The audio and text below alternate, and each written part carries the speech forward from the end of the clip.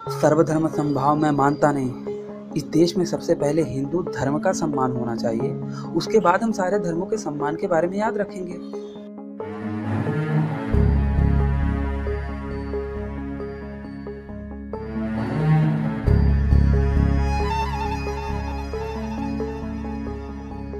तुझ्या पायरीशी कुणी सान थोर नाही, साध सुन्या काळजाची तुझ्या कानी जाई।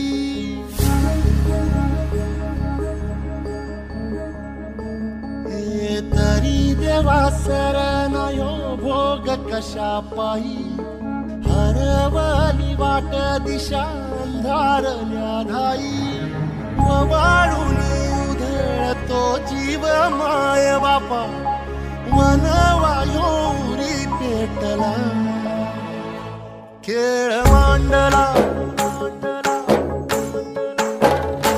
खेळ मांडला, खेळ मांडला देवा, खेळ मांडला। सांडली गाडीत भात घेतला बसा तुझा, तूच वाट दाखीव गा खेळ मांडला।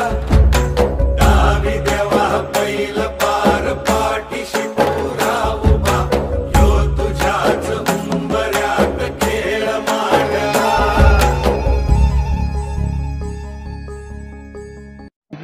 तो वही कह रहा था भाई कि असल में जो मेन समस्या की जड़ है ना, आतंकवाद की या फिर अलगाववाद की, उस मेन समस्या की उस जड़ पे कोई बात नहीं करता। कहते हैं वो बात करोगे तो भैया ये गड़बड़ हो जाएगा, आप किसी धर्म को टारगेट क्यों कर रहे हो, मतलब कि सच ना बोलें। और ये डेमोक्रेटिक कंट्री बोलते हैं ना इसको, भारत को डेमोक्रेटिक कंट्री बोलते हैं, लेकिन घंटा यहाँ पे डेमोक्रेसी की माँ बन की जाती है। आप मुझे बोलने का अधिकार नहीं है कि अगर मैं सार्वजनिक तौर पे अगर मैं खुल के बोल दूं ना तो मेरे ऊपर फतवा लागू हो जाएगा। ये इस्लामिक कंट्री समझ में आता है भाई, और लोग उसको अप्रिशिएट भी करेंगे। सत्ता में बैठे बड़े बड़े लोग उसको अप्रिशिएट करेंगे भाई। वही फिर बहुत उनकी राजनीति हो जाती है, वो उनको अपना पक्ष वोट करेंगे उनको राजनीति। डेमोक्रेसी की यहाँ पे डेमोक्रेसी ना, भारत में डेमोक्रेसी केवल और केवल अल्पसंख्यक कहे जाने वाले लोगों के लिए है, जो कि अल्पसंख्यक हैं भी नहीं, माइनॉरिटी कहलाने के लायक भी नहीं है वो लोग, लेकिन अल्पसंख्यक वही लोग हैं। चला यहाँ पे यार भाई हमारे देश में बहुसंख्यक कहे जाने वाले हम लोग, कहीं और आपने किसी और देश में देखा है कि बहुसंख्यक जो होते हैं उनका धर्मांतरण अल्पसंख्यक करवाते हैं, लेकिन यहाँ पे जो बहुसंख्यक हिंदू हैं उनका धर्मांतरण अल्पसंख्यक करवा रहे हैं। हमारे लिए डेमोक्रेसी हिंदुओं के लिए डेमोक्रेसी नहीं है। ये बात बिल्कुल सही बोल रहे हैं। बिल्कुल हिंदू तो मतलब ऐसा है, हिंदू तो जैसे ना बस कि इसका तो नाश करना ही करना है, और हिंदू का नाश खुद हिंदू ही कर रहा है, क्योंकि और उसके पीछे कारण है एनसीईआरटी, हमारी शिक्षा व्यवस्था। आप देशभक्त हो, ठीक है, आप देशभक्त हो, लेकिन कोई गारंटी नहीं कि आपका कॉन्वेंट स्कूल में पढ़ने जाने वाला बच्चा आगे चल के वो भी देशभक्त बनेगा, कोई गारंटी नहीं है। क्योंकि उसके दिमाग में जिस तरह का माइंडसेट किया जा रहा है ना, उसको अपनी संस्कृति से बताया जा रहा है कि महान तो भाई अकबर और वो था, और जिस तरह से बताया जा रहा है ना, लिटरली भाई धीरे धीरे स्लो पॉइजन की तरह उसको पूरा घुसता जाता है। मैं एक वीडियो देख रहा था नीरज अत्री की, तो नीरज अत्री जी बता रहे थे कि वेदों में बताया कि वेदों में पाखंड लिखा हुआ है, मतलब इस तरीके से लिखा हुआ है, और 9th क्लास की एक बुक का एक चैप्टर बता रहे थे, उसमें देखो लिखा है, वहीं कुरान के बारे में लिखा है कि शांति का और अच्छा पैगाम देते हैं। तो मेरे को ये देखो, अगर यही बच्चा पढ़ेगा, ये पढ़ेगा कि भाई इसमें हमारे वेदों में लिखा हुआ है कि ये जो है गलत है, मतलब ये जो है अशांति फैलाते हैं, और कुरान को अच्छा मानने वाले वो बच्चे का माइंड सेट तो यहाँ भी बदल जाएगा। बराबर है। अपने लेक्चर का बहुत अच्छे तरीके से उन्होंने समझाया। तो देखो कि एनसीईआरटी की बुक और वो वास्तविकता है वो कितनी अलग है। उन्होंने बताया कि हमने सुप्रीम कोर्ट में उन्होंने वो भी कोई आरटीआई वगैरह डाली थी, तो उसमें भी जवाब आया, तो उसमें भी जवाब ऐसी घोल मोल करके आया। अब सोचिए ना, आज तक आर्यों को विदेशी ही बताया जाता है। हाँ, जबकि हर एक चीज साक्ष्य मिल चुके हैं, राखी गढ़ी से लेके हर एक के भैया ऐसा नहीं है, फिर भी नहीं ना। तो संविधान लिखने वाले ने खुद इस बात का उसी टाइम पे विरोध कर दिया था भाई कि आर्य विदेशी नहीं है, फिर भी आज तक लोग उसे मान रहे हैं कि भैया आर्य विदेशी हैं। तो ये हमारे बच्चों को, आपके बच्चों को, मेरे आने वाले बच्चों को ये सच्चाई से फेरना ही हुआ ना। हाँ बिल्कुल सही बात बोल रहे। बड़ा हंसते हैं यहाँ के लोग, बड़ा हंसते हैं उनके पाकिस्तानियों पे कि पाकिस्तानी अपने बच्चों को क्या इतिहास पढ़ाते हैं। तो ठीक है, वो लोग जो भी पढ़ाते हैं कम से कम वो अपने इतिहास में शौर्य गाथा तो बताते हैं, वो इस्लामिक इतिहास बताते हैं। आपको सीधा बताता हूँ, वो हड़प्पा और मोहनजोदड़ो उतना नहीं बताते, वो डायरेक्ट बताते हैं इस्लामिक इतिहास। ठीक है, चलो कम से कम वो लोग बताते हैं, वो तो अपने बच्चों को कम से कम आत्मबल तो देते हैं। तुम क्या कर रहे हो? उनको आत्मबल तोड़ रहे हो, बच्चे में मतलब 100 क्वेश्चन पैदा कर रहे हो। उसको हीन भावना आती है यार कि हम, मेरे पूर्वज तो यहाँ के थे भी नहीं, वो लोग आक्रमणकारी थे, यहाँ पे आक्रमण किए, प्लस जो मेरे राजा लोग थे वो भी कोई महान थे नहीं, सिवाय एक दो को छोड़ के, और इसी कारण से वो लोग गुलाम हुए, ऐसा हुआ वैसा हुआ। तो भैया क्या बताएं, मतलब तो भाई ये व्यवस्था, बात ये है ना कि देश का पहला शिक्षा मंत्री, ये दुर्भाग्य है कि देश का पहला शिक्षा मंत्री ही मुल्ला था। ऊपर से नीम चढ़ा, मतलब करेला ऊपर से नीम चढ़ा, मुल्ला था प्लस मौलाना था, मौलाना अबुल कलाम आजाद। उसको भारत से क्या प्रेम, उसको भारत की संस्कृति से क्या प्रेम।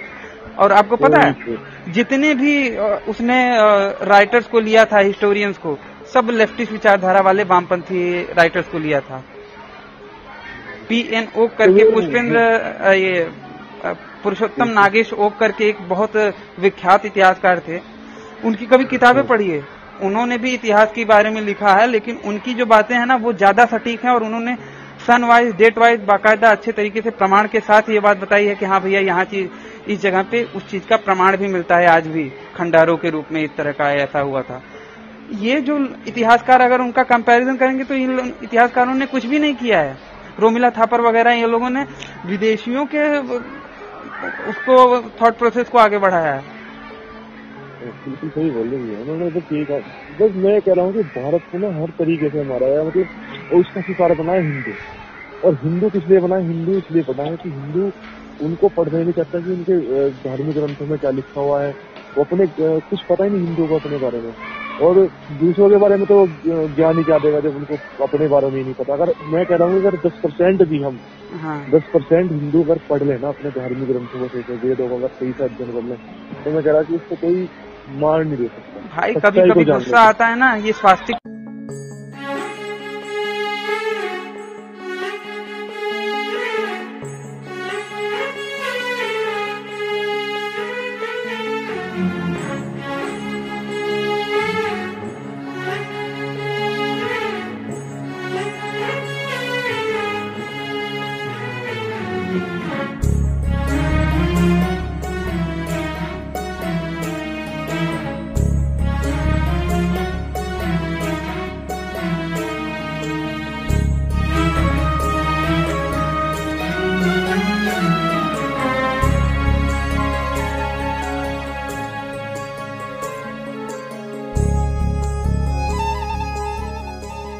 टेढ़ा होना नहीं चाहिए। मैं एक सिंबॉलिक रूप से बता रहा हूँ कि समझ रहे हैं ना मैं क्या कहना चाहता हूँ। हाँ मैं समझ गया, गुस्सा, क्योंकि भाई नहीं हो सकता है ये लोग, कुछ लोग हैं जो समझाने से समझेंगे, जो कट्टर हैं या फिर जो समझना ही नहीं चाहते, बंद निकाय की तरह हो गए हैं ना, उनको नहीं समझाया, उनको फिर खत्म ही किया जा सकता है। मेरा तो ये मानना भी यही है कि हमारी जो न्यू जनरेशन अब आ रही है ना, उसको सही तरीके से सही ज्ञान अर्जित किया जाए कि देखो वास्तविकता क्या है।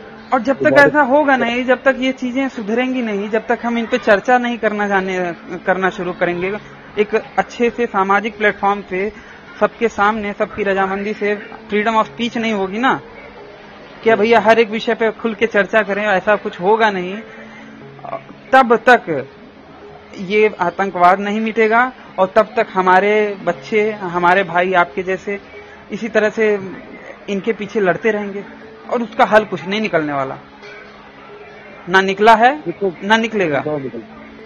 देखो भैया यहाँ अब मैं बताता हूँ यहाँ की कंडीशन, अब तो जब तक 70 नहीं होती थी तो यहाँ मेरे जो मैं तो बाद में आया 370 जी ये बताते हैं कि यहाँ पे जो वर्दी पहन के अगर आप घूम जाते थे ना तो ये निश्चित नहीं था कि आप ठीक ठाक रहोगे, आप 370 लगेगा या गोली होगी आपको। जी लेकिन 370 हटने के वास्ते वो मोदी सरकार का ये काम मुझे सबसे बेस्ट लगा। मुझे नहीं मतलब बहुत लोगों को मतलब जिनको मैं सुनता हूँ अभी तक 99% लोग ये बोलते हैं कि सबसे बढ़िया काम जो है 370 टाइप है। यहाँ जो है फोर्स के जो लोग हैं वो खुल के काम कर पा रहे हैं, खुल के चैन की सांस ले पा रहे हैं और जो कुछ उन्हें करना है वो कर पा रहे हैं। मैं तो कहता हूँ यार कश्मीर में केवल यूपी वालों को एक बार फ्री में घुसने की एंट्री मतलब बस व्यवस्था कर दी जाए ना, यूपी वाले बस थोड़ा सा आ जाने दो, यहाँ पे फैल जाएंगे ना ये लोग का वैसे ही पत्ता कट जाएगा। अभी 10 साल कम से कम लगेंगे अभी यहाँ पे, कम से कम एक बार मोदी सरकार को फिर तिबारा आना पड़ेगा तभी जाके यहाँ पे काम होगा सही। बराबर है। और मैं तो कहता हूँ ना जब तक जनसंख्या नियंत्रण कानून ना बनेगा ना, आप लाख बनवा लो राम मंदिर और लाख हटवा लो 370, वो फिर से कहीं और कश्मीर बनने लगेगा और फिर इसे कहीं और बाबरी बनने लगेगा। ये बन रहे हैं ना जाने हिंदुस्तान के अंदर कितने शाहीनबाज हैं, कितने पाकिस्तान पर इलाके हैं, किसी मुसलमान के इलाके में जहाँ का मैं रहने वाला हूँ ना तो वहाँ पे सरदना पड़ता है मेरठ के पास में जी। तो वहाँ पे चेयरमैन मुस्लिम है और वहाँ पे कुछ इलाके ऐसे हैं कि आप अपनी बहन बेटी को नहीं जाने दे सकते भाई। जहाँ के विधायक संगीत सोम है, ये तो मैं इस आदमी का थोड़ा बहुत वो है कि वो हिंदूवादी है थोड़ा, लेकिन है तो वो भी फ्रॉडी। तो उसकी वजह से ना हिंदू जो बहन बेटी है थोड़ा बहुत जाती है, कभी चले जाती है क्योंकि उनको डर है कि भाई जो है ये जो है इस तरीके से अगर कुछ करा तो हमारे साथ भी कुछ हो सकता है। और जहाँ तक रही बात जैसा कि आप हाँ जी मेरा तो भैया एक ही मानना है, जैसे को तैसा। अब वो समय है कि जैसे को तैसा, अगर ये हमें गाली दे रहे तो हमें ना गाली से भी बड़े वाला काम करके दिखाना चाहिए ना। वो साढ़े तुम अपने आप को मैंने बताया ना वो टेढ़ा वाला काम ही करना चाहिए। हाँ। सीधा रह के तो बहुत देख लिया ना। हाँ। हमारे गांव में कहावत है, सीधे आदमी का ना कुत्ता भी मुंह चाट के चला जाता है। बिल्कुल यही बात है। अब वो समय नहीं रहा जो हम सोच रहे थे कि भाई एक गाल पे काट लग जाए दूसरा भी आज्ञा कर दो, वो रीत तो छोड़नी पड़ेगी। सरदार भगत सिंह और चंद्रशेखर आजाद को दोबारा जन्म देना पड़ेगा। अरे वो गांधी का थॉट था, गांधी का बस चलता ना। अगर आज जिंदा होता ना गांधी तो ये भी कहता। अगर हम कहते ना कि भैया बापू एक गाल पे थप्पड़ मारा, अब दूसरा गाल, तो कहेंगे दूसरा गाल आगे कर दो। दूसरा बोलेंगे भैया दूसरे पे भी मार दिया तो क्या करेंगे, तो बापू कहेंगे झुक जाओ। उसने ही तो सबसे ज्यादा तबाह किया यार भाई भारत को, बहुत तबाह किया। मतलब हम लोग कहाँ थे, हम मतलब सबसे ज्यादा साइंस, सबसे ज्यादा ज्ञान, सबसे ज्यादा विज्ञान, सब कुछ हमारे देश के अंदर था। ज्ञान विज्ञान सबसे ज्यादा, इतनी बड़ी बड़ी उस टाइम पे मतलब यूनिवर्सिटी थी, ठीक है, बड़े बड़े रिसर्च होते थे। जब तक और जगह सभ्यता विकसित नहीं हुई थी। और जैसा कि क्या करते हैं जी, और जैसा कि आपने भाई कहा कि ये 370 हटाया मोदी ने, बहुत अच्छा किया। मैं मानता हूँ कि बहुत अच्छा किया, लेकिन अगर आप इसे पास के फायदे से पहले दूर का नुकसान देखना चाहिए। और अगर आप इसे लॉन्ग वे में देखेंगे ना तो आपको पता चलेगा कि 370 ये कश्मीर की एक समस्या को थोड़ा सा हल किया है, लेकिन ऐसे कई कश्मीर उठ रहे हैं। और वो समस्या क्या है? जनसंख्या। जब तक जनसंख्या नियंत्रण नहीं होगा तब तक कुछ नहीं होने वाला।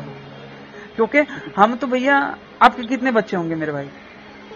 मेरा भी भैया एक बेटी है। एक बेटी है। मुझे लगता है एक और बच्चा, उससे बाद ज्यादा नहीं आप आगे बढ़ेंगे, है ना? हाँ, बिल्कुल ये, क्योंकि आपको तो यही होगा ना। हम हिंदुओं की तो यही सोचे कि भैया 2 ही पैदा करें, लेकिन उनको ही 10 के बराबर बनाएं, ठीक है।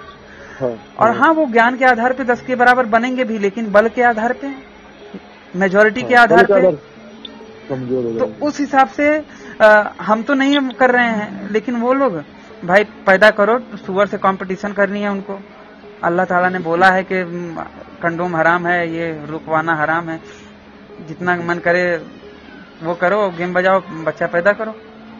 तो जनसंख्या नियंत्रण कानून जब तक नहीं आएगा ना, ऐसे 370 हटाने वाली फिर और ऐसी सिचुएशन आती रहेगी। राम मंदिर एक हल हुआ है तो ऐसे कई सारे बाबरी मस्जिद खड़े होते रहेंगे। बिल्कुल ये फैक्ट है। वो करते हैं ना दिल्ली के अंदर वो है ना, आपका विधायक अमानतुल्ला। और मैं गारंटी के साथ कहता हूँ कि राम मंदिर टूट जाएगा अगर जनसंख्या नियंत्रण कानून सशक्त लाया नहीं गया तो। राम मंदिर टूट जाएगा। गारंटी के साथ कहता हूँ, मैं कोरे कागज पर लिख के दे सकता हूँ आपको कि जिस प्रकार के उग्रवादी बढ़ रहे हैं ना देश में, ये एक दिन ऐसा सिचुएशन आएगा कि ये कश्मीर फिर से वही हाल हो जाएगा और ये उससे भी बुरा हाल होगा और राम मंदिर फिर से टूटेगा अगर जनसंख्या एक बार बताना चाहता हूँ जी। एक बार बताना चाहता हूँ, अभी केंद्र में जो सरकार है वो बीजेपी की सरकार है जी। तो हमारे यहाँ यूपी में योगी की सरकार है जी। इन 2 जगह से सरकार चेंज होने दो। आप जब देखना जरा देश के अंदर क्या फिर में जी, फिर हिंदू कटेंगे, फिर कटेंगे। बहुत सारी दिक्कतें हैं भाई, बहुत सारी समस्याएं हैं। जब तक के इतनी समस्या है भैया कि बता नहीं सकता भाई। वही तो मैं कहता हूँ जी, बोलिए आप। मैं कह रहा हूँ कि अपने धर्म का लोग हम जो हिंदू ना खुद ही मजाक बनवाते हैं, खुद ही मजाक उड़ाते हैं। बनवाएंगे ना भाई, क्योंकि हमारी देखिए शिक्षा व्यवस्था हमारी वैसी है। शिक्षा के आधार पे हमने जो पढ़ा है उसके आधार पे तो हम मजाक उड़ाएंगे ही ना। आपको यकीन ना हो, मैं जब क्रिश्चियनिटी से प्रभावित था और इस्लाम से प्रभावित था, मैं अपनी एक नकली आईडी बनाया था फेसबुक पे और सब हिंदुओं को गाली देता था। देवी देवताओं के ऊपर गंदे कमेंट करता था, जो कि वो टाइम पे मुझे बहुत सही लगता था। मैं सोचता था कि यार मैं सही कर रहा हूँ इनको एक्सपोज करके। हाँ बिल्कुल बिल्कुल लगता है, ऐसा लगता ही है। सोए हुए को जगा सकते हैं आप, लेकिन जो सोने का नाटक कर रहा है ना, उसे कभी सैकड़ों जन्मों में भी नहीं समझा सकते, क्योंकि वो जान रहा के भी नहीं जानना चाहता। और कश्मीर के काफी हद तक लोग उसी विचारधारा, उसी मानसिकता के हैं कि भैया वो जान के भी नहीं जानना चाहते। तो ऐसे लोगों के लिए दूसरा सोल्यूशन है, जो कि मैंने आपको टेढ़ा वाला बताया। हाँ नहीं भैया, वो तो देखो सब जैसा बोलता है ना हमारे यहाँ पे रामबाण, तो वही रामबाण है। बस उसका इस्तेमाल हम लोगों को करना पड़ेगा अगर अब समाज सोसाइटी में। अब कुछ लोग कहेंगे कि भैया बच्चे हैं, उनके साथ मानवता दिखानी चाहिए। अरे मानवता उनके साथ दिखाओ जो मानवता का पालन करने वाले हों। आप बताइए, अगर आपको पता चलता कि एक बच्चा आपके सामने आया मासूम सा 10 साल का, आपको अगर पता चल जाए कि भैया वो हिटलर है, आगे चल के हिटलर बनेगा, हिटलर जैसा काम करेगा, या फिर वही हिटलर है आगे चल के हिटलर का वो करेगा, तो क्या आप उसे जिंदा छोड़ोगे? सच्चे दिल से बताना। तो उसी मानसिकता के लोग हैं ना ये लोग। छोटे छोटे बच्चे को भी तो वही सिखा रहे हैं। तो मेरे हिसाब से तो ऐसे राक्षसों को वध करना ही ज्यादा उचित है। इनको, इनकी हत्या नहीं होती या फिर इनका कत्ल नहीं कहा जा सकता, इनका वध होता है। मैं तो कहता हूँ, मैंने जितने भी भाई नहीं देखा, मतलब जो मुस्लिम है ना जी, एक जो मुस्लिम के हमारे यहाँ आम की जैसा चल रही है ना, बाग लिया हुआ था जी, तो उनका वो बच्चा जैसे 7-8 साल का होगा जी, तो वो ना काफिर तो वो नहीं रहा था, वो हिंदुओं को ना गाली दे रहा, हमें हिंदुओं को मारना है, हमें इनको कत्ल करना है, ये बहुत हरामी होते हैं, बहुत अच्छे काफिर को लोग इस तरीके से बोल रहा था। तो मैंने पूछा भाई तुम्हें ये किसने सिखाया? कहने लगे हमारे घर में मेरे अब्बू और अम्मी सिखाते हैं कि हिंदू बहुत बुरे होते हैं, उन्होंने हमारे तो बहुत अत्याचार किए हैं। अच्छी बात है, बहुत सही बात है भाई। उसके हिसाब से, उसके उन लोगों के रिलीजियस थॉट के हिसाब से भाई वो लोग तो पक्के हैं अपने दीन पे, ठीक है। मित्रों, अभी कुछ दिनों पहले की बात है, मैं बाजार में गया था सब्जी लाने के लिए दोपहर के समय में। तो वहाँ पे मैंने दूर से ही एक आवाज़ सुनी कि एक मौलाना है जो कि बता रहा है कि जब आदम अलैहिस्सलाम को अल्लाह ने जन्नत से हटाया था तो वो सबसे पहले ज़मीन में, धरती पे सबसे पहले हिंदुस्तान में आए थे, इसलिए मुसलमानों का हक सबसे पहले हिंदुस्तान पे बनता है। और काफिरों के बारे में भी बहुत कुछ बता रहा था वो मौलाना। तो मैंने उस आवाज़ की दिशा का पीछा किया तो मैंने देखा कि एक सब्ज़ी वाले की दुकान से वो आवाज़ आ रही थी, और सब्ज़ी वाले का जो लड़का था, सब्ज़ी वाले का जो बच्चा था, वो उस तकरीर को सुन रहा था स्पीकर पे लगा के, बड़े ही जोशो खरोश के साथ। और अगल बगल में 1-2 हिंदू लोग भी थे, लेकिन उन्हें समझ में ही नहीं आ रहा था। उन्हें लगा कि भैया ये अपना धार्मिक कुछ सुन रहा है। तो मैं भी गया और मैंने थोड़ा सा वो क्लिप रिकॉर्ड कर लिया आप लोगों को दिखाने के लिए कि देखिए वो लोग तैयारी कर रहे हैं अपने बच्चों को बचपन से ही उनके दिमाग में ये जहर घोल रहे हैं। जो अभी ज़्यादा कुछ नहीं जानता वो भी उन सब चीज़ों को सुन रहा है, और वो भी बड़े स्पीकर पे लगा के सुन रहा है। तो सोचिए उस बच्चे की बड़े होने पर मानसिकता क्या बनेगी, और हम अपने बच्चों को क्या सिखा रहे हैं ये तो हम और आप अच्छी तरह से जानते हैं। और वो मौलाना काफिरों के बारे में बता रहे थे कि भैया काफिर उन्हें किस तरह से बर्बाद कर रहे हैं, मुसलमान कौम को नुकसान पहुंचा रहे हैं, फलाना ढिमकाना, जिसे आप भी देखिए और समझिए। क्योंकि वो जो बच्चा था जो सुन रहा था वो तकरीर, बाकायदा अगल बगल में हिंदू लोग भी थे थोड़े से, वो भी सुन रहे थे, लेकिन उन्हें कुछ पल्ले ही नहीं पड़ रहा है। जबकि वो बच्चा बाकायदा उसके दिमाग में वो जहर घोला जा रहा है। वो लोग तो लड़ाई के लिए तैयार हो रहे हैं भाई, जबकि हम लोग अपने बच्चों को डिफेंसिव होने का भी शिक्षा नहीं देते। बचाव करने की शिक्षा तो दूर, हम लोग तो अपने बच्चों को ये इस तरह की शिक्षा दे रहे हैं कि भैया क्या जाता है, क्या फ़र्क पड़ता है। अगर नमाज होती है तो अपनी भगवान की प्रार्थना को छोड़ के हम उनके आगे शीश नवाएं, क्या फ़र्क पड़ता है, क्या जाता है। जरा आप भी देखिए वो क्लिप।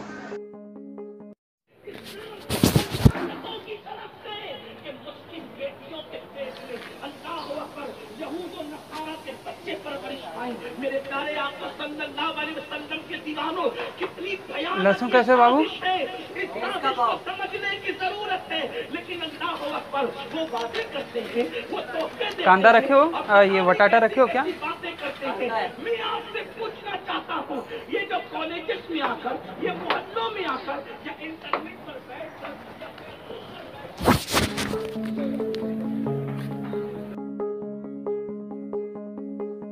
वो लोग तो पक्के हैं अपने दीन पे, ठीक है। हम ये देख के ना चले कि भैया वो लोगों ने ऐसा किया है, हमने क्या किया है, हम अपने बच्चों को क्या सिखा रहे हैं। दिक्कत ये है, सवाल ये है कि हमने अपने बच्चों को क्या सिखाया। वो तो भाई वो तो तैयारी कर रहे हैं हमेशा से। बिल्कुल, वो तो पैदा से तैयारी रखते भी उनकी तो शुरू। हाँ, हमने क्या किया, हमने तो बच्चों को सिखाया बेटा बस हिंदू मुस्लिम भाई भाई, हिंदू मुस्लिम सब भाई भाई। वो देखो ये जितने हमारे धर्म प्रचारक है, मुरारी बाबू एक चित्रलेखा है, और वो है वो अंकुर भाई ने उनकी वीडियो डाली है ना। हाँ तो मैंने मतलब भी डाली थी, वो यूट्यूब ने हटा दी और उस पे स्ट्राइक भी आ गया, इसीलिए 14 दिन तक 15 दिन तक मैं यूट्यूब पे कुछ भी पोस्ट वगैरह नहीं कर सकता।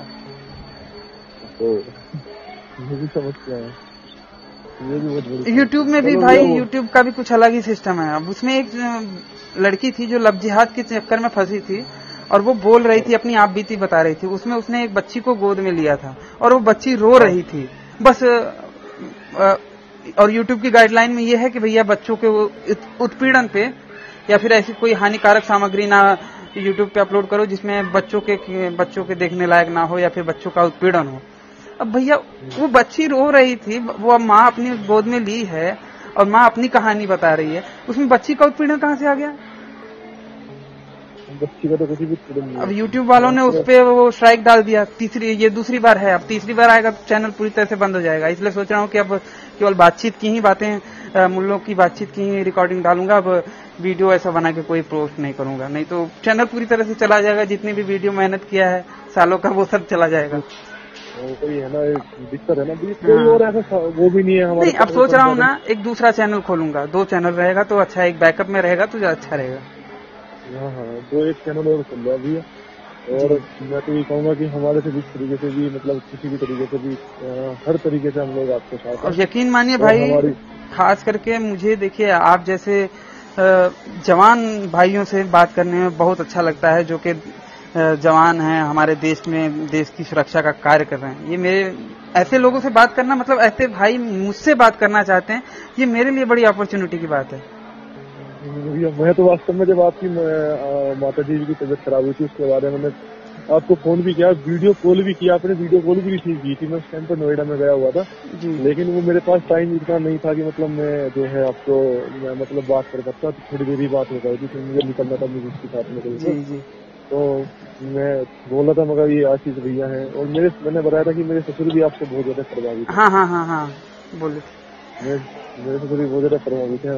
जी जी, वो भी बात करना चाह रहे थे आपसे, तो मैं उनको गया मेरा हुआ था। प्रणाम कहिएगा, चाचा जी को मेरा प्रणाम कहिएगा, और अगर ये रिकॉर्ड करते हो तो उनको सुना दीजिएगा कि हाँ मैंने उनको प्रणाम कहा है। नहीं, बिल्कुल बिल्कुल बताऊंगा, वो वैसे ही बात कर लेते हैं। जी। तो मैं तो भी आप लोगों को बोल रहा हूँ, कभी आप आए इधर मेरा साइड में तो आपका मोस्ट वेलकम। अरे धन्यवाद भाई। कभी भी आओ। और वैसे तो मैं आपके साथ ही भैया हर तरीके से, इसमें जी, आप जी, मतलब बिल्कुल भी, ये मेरा कश्मीर में भी नंबर चलेगा 1.5 साल, जी, ठीक है। तो अगर किसी भी तरीके से कोई भी जरूरत है भैया तो मैं बिल्कुल आपको नहीं धन्यवाद, बहुत बहुत धन्यवाद भाई, बहुत बहुत धन्यवाद। और यकीन मानिए मुझे बड़ा अच्छा लगा, इसीलिए तो देखिए मैं घर पे भाजी बनाने जा रहा था, लेकिन मैंने श्रीमती जी को इशारे में ही समझा दिया कि मैं आज नहीं करूंगा, तुम करो। नहीं क्योंकि भाई आपका फोन आया, और कोई हो भले फोन आया जी। देखो मैं 1 मिनट आपकी बात करूँ, जब आपका फोन आया ना वेटिंग में जा रही थी मेरी कॉल शुरू में, जी, तो मैं अपनी मिसेज से बात कर रहा था जी। तो मैंने कहा मगर तू फोन रख, मेरे को बहुत जरूरी फोन आ रहा है मेरा। अरे नहीं भाई, क्योंकि यार आप हम देश की सुरक्षा के लिए इतना सब कर सकते हैं यार, मैं थोड़ा कुछ घंटे नहीं निकाल सकता आपसे बात करने के लिए। तो बहुत नहीं, आप लोगों ने इतना मोटिवेट करते, देखो भैया मैं तो बहुत प्रभावित हूँ। नहीं, कम से कम दिल में ये सुकून तो है कि यार मैं कुछ लोगों को तो प्रभावित कर रहा हूँ, कुछ लोगों को तो सही रास्ते पे ला रहा हूँ। और बहुत अच्छा लगता है जब एक्स मुस्लिम मेरे पास फोन करते हैं। उनकी मैं जल्दी बातचीत सार्वजनिक नहीं करता, लेकिन वो जब फोन करते हैं ना, मुझे बहुत सुकून मिलता है कि यार चलो मैं जो कर रहा हूँ कम से कम उससे कुछ लोग तो प्रभावित हो रहे हैं। नहीं भैया, मैंने एक वो है स्पार्टकस नाम करके उनको भैया ने पेश करते हैं चैनल पे। हाँ स्पार्टकस, एक्स मुस्लिम। तो उन्होंने बताया था कि पाकिस्तान के अंदर इतने लोग हैं जो मतलब इस्लाम को छोड़ रहे हैं, भले ही वो नास्तिक हो, एथिज्म का अपना रहे हो, क्या बोलते हैं उसको, एथिज्म वो अपना रहे हो, लेकिन हाँ एथिज्म, लेकिन वो क्या है इस्लाम को फॉलो नहीं करते। लेकिन वहाँ पे क्या है कि ये बता नहीं सकते, बोल नहीं सकते। पाकिस्तान की बात तो दूर की है भाई, मैं आपको मुंबई की ही बात बताता हूँ। मुंबई और दिल्ली में कई सारे ऐसे मुसलमान हैं जो बस मुसलमान नाम के मुसलमान हैं, ठीक है। इनसे मेरी बात हुई है, वो तो बोल रहे हैं कि भैया हम लोग इतने मतलब वो हैं कि केवल उस व्यवस्था को तोड़ नहीं सकते, क्योंकि यहाँ पे भी एक तरह से एक सॉफ्ट वहाबिज्म चल ही रहा है, तो हम उसे छोड़ नहीं सकते, लेकिन हम उन मान्यताओं को नहीं मानते।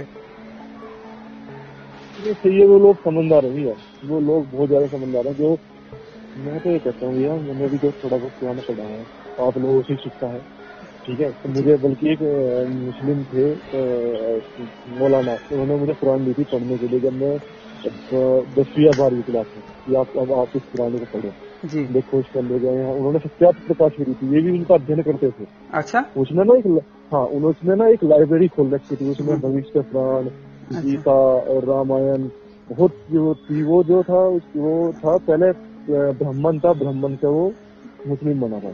अच्छा। तो उसने सत्यार्थ प्रकाश में भी नोट लिख रखा था, उनको देखो कि एक स्त्री अपने आदमी से संभोग कर सकती है, ऐसे कर सकती है। मतलब उसने बहुत ज्यादा, मतलब उस टाइम पे मुझे बहुत ज्यादा वो हो गया था कि मतलब जो है वास्तव में भी ये सही बोल रहे हैं, क्योंकि मुझे इतना नॉलेज नहीं थी, इतना ज्ञान नहीं था, इतना माइंड में डेवलप नहीं था उस टाइम पे। नहीं सही, सत्यार्थ प्रकाश में जो स्त्री के संभोग की बात है,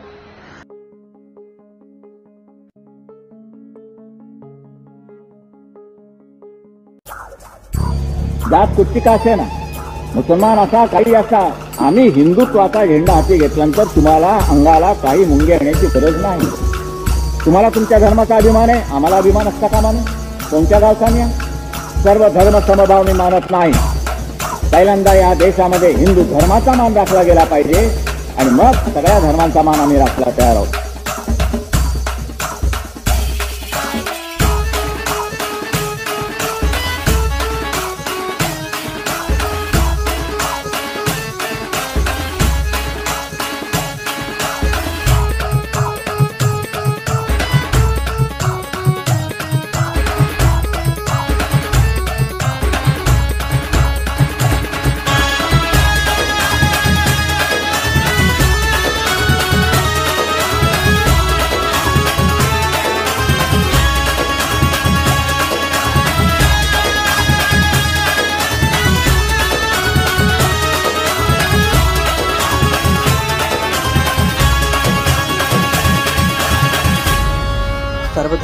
भाव मैं मानता नहीं। इस देश में सबसे पहले हिंदू धर्म का सम्मान होना चाहिए, उसके बाद हम सारे धर्मों के सम्मान के बारे में याद रखेंगे।